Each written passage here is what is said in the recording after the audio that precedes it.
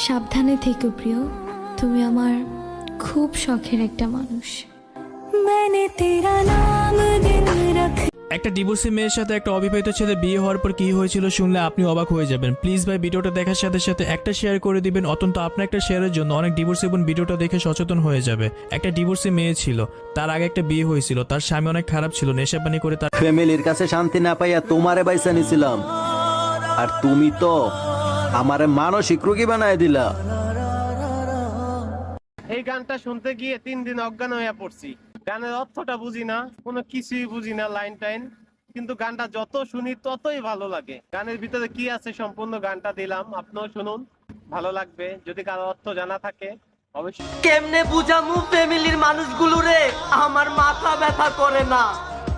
ওই বেঈমানটার কথা মনে পড়লে চোখের পানি ধইরা রাখতে পারি না। যাকে